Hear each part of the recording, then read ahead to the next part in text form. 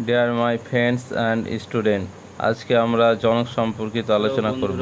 আজ primary TET child স্টাডির গুরুত্বপূর্ণ টপিক নিয়ে হাজির। আজকের টপিক বিভিন্ন প্রবক্তা বা জনক। বিগত 3টি প্রাইমারি ও একটি আপার প্রাইমারি টেট পাস করার অভিজ্ঞতা থেকে বলতে পারি, এই সমস্ত টপিক বা এই সমস্ত বিষয় না পড়লে প্রাইমারি টেট কখনোই পাস করা সম্ভব নয়। আজকে জেনে নেওয়া যাক যে সমস্ত বিষয়গুলি পড়তে হবে। তো প্রবক্তা বা জনক সম্পর্কে আমরা আজকে জানব। পরবর্তী ভিডিও বাকি প্রবক্তা সম্পর্কে জেনে নেব। চাইল্ড স্টাডির একটি গুরুত্বপূর্ণ বিষয় হচ্ছে প্রবক্তা বা জনক, যেগুলো আমরা অতি সহজেই ভুল করে বসি। তো যাতে না ভুল হয় সেই জন্য টিপস দেওয়া হলো। তো জেনে নেওয়া যাক প্রবক্তাগুলো কি কি। আধুনিক শিক্ষার জনক রুশো। আধুনিক শিক্ষার জনক বলা হয় রুশোকে।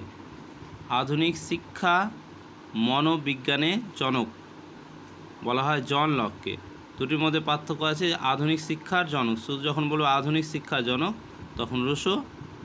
আধুনিক শিক্ষার মনোবিজ্ঞানের জনক, মনোবিজ্ঞানের জনক তখন হবে জন লক। আর মনোবিশ্লেষণের জনক শুধু হবে সিগমন্ড ফ্রয়েড বা সিগমন্ডও লেখা থাকে অনেক বইয়ে। আধুনিক শিক্ষাগত মনোবিজ্ঞানের জনক থর্নডাইক।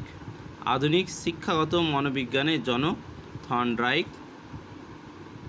শিক্ষাগত মনোবিজ্ঞানের জনক জন হারবার্ট। শিক্ষাগত মনোবিজ্ঞানের জনক জন হারবার্ট। মনোবিদ্যার আদিপুরুষ অ্যারিস্টটল। মনোবিদ্যার আদিপুরুষ অ্যারিস্টটল। পরীক্ষামূলক মনোবিদ্যার জনক উইলিয়াম উন্ড। পরীক্ষামূলক মনোবিদ্যার জনক উইলিয়াম উন্ড। সমাজ সম্পর্কে আমরা জেনে নেব কিছু মতবাদ আছে।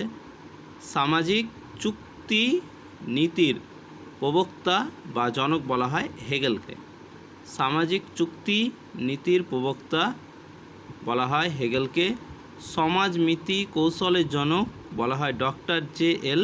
কে। আর ভারতীয় সমাজবিজ্ঞানের জনক, এটি ভারতীয় সমাজবিজ্ঞানের জনক বলা হয় গোবিন্দ সদাশিব ঘুরিয়েকে। গোবিন্দ সদাশিব ঘুরিয়েকে। গুরুত্বপূর্ণ আরও প্রবক্তা আছে যেগুলো আমরা পরবর্তী ভিডিওতে আলোচনা করব। ভিডিওটি ভালো লাগলে লাইক, শেয়ার ও সাবস্ক্রাইব করবেন। নমস্কার।